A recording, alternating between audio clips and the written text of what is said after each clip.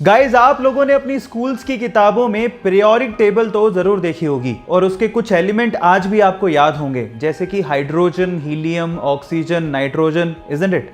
लेकिन क्या आपने थोरियम के बारे में सुना है, जो कि एटॉमिक नंबर 90 पे आता है?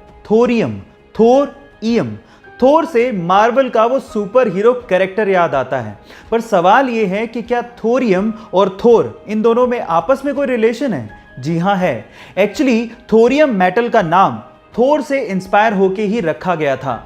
लेकिन आपकी जानकारी को थोड़ा और बढ़ा देता हूं। By the way, German mythology में थोर को द गॉड ऑफ थंडर कहा जाता है और एक्चुअली उसी से इंस्पायर्ड होके थोरियम मेटल का नाम रखा गया था। है ना ये इंटरेस्टिंग फैक्ट? क्या इसके पहले तक ये फैक्ट आप जानते थे? और अगर नहीं जानते थे तो चैट सेक्शन में लिखना मत भूलिएगा।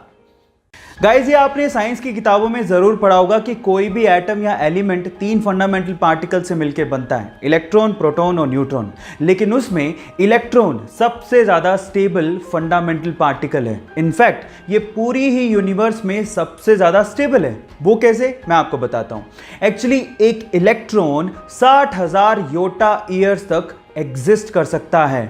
60,000 योटा ईयर्स मतलब अपनी यूनिवर्स की एज के 5 गुना ज्यादा समय तक इलेक्ट्रॉन एग्जिस्ट कर सकता है। Oh my God! ये इंटरेस्टिंग फैक्ट जान के आपको कैसा लगा? चैट सेक्शन में लिखना मत भूलिएगा। पीने के पानी की कमी और साफ पानी के खत्म होने का डर आज हर देश में है। जहां एक और सभी देश पीने के पानी की कमी के चलते परेशान हो रहे हैं, वहीं रशिया के साइबेरिया में एक झील ऐसी है जहां पर दुनिया का 20% फ्रेश यानी कि साफ पीने लायक पानी मौजूद है। उस झील का नाम है झील बैकाल।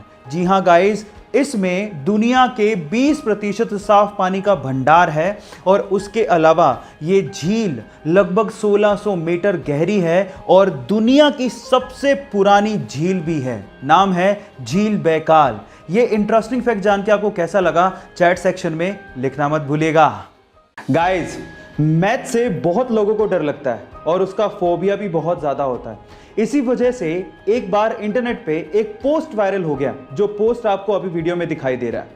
मैं आपको उसका ट्रांसलेट करके बताता हूं। इस पोस्ट में ये लिखा हुआ था कि परसेंटेजेस आर रिवर्सिबल, मींस जो 25 का 8% होता है उतना ही 8 का 25% भी होता है और उनमें से एक को आप आसानी से अपने दिमाग में ही निकाल सकते हैं। इसका मतलब मैं समझाता हूं।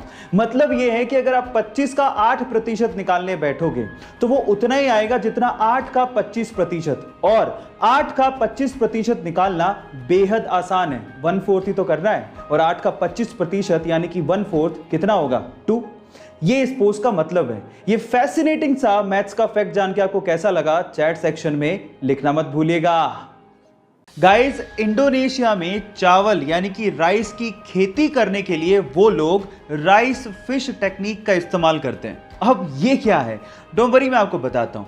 एक्चुअली इसमें होता कुछ यूं है कि राइस की खेती करने में फसलों के बीच में जो पानी होता है उसमें वो लोग मछलियां छोड़ देते हैं और मछलियों को वो लोग पालते भी हैं। अब होता कुछ यूं है कि मछलियों की ड्रॉपिंग बेसिकली किस तरह से काम करती है? फर्टिलाइजर की तरह से, और मछलियां एक्चुअली पेस्ट और इंसेक्ट्स को खा भी लेती हैं। अब इससे डबल फायदा हो गया, फर्टिलाइजर की जरूरत नहीं पड़ी, पेस्टिसाइड की भी जरूरत नहीं पड़ी, और इससे जो ऑक्सीजन की सर्कुलेशन होती है उससे 10% ज़्यादा पैदावार होती है चावल की। है ना ये कमाल की टेक्निक? आपको ये टेक्निक सुन के कैसा लगा? चैट सेक्शन में लिखना मत भूलिएगा।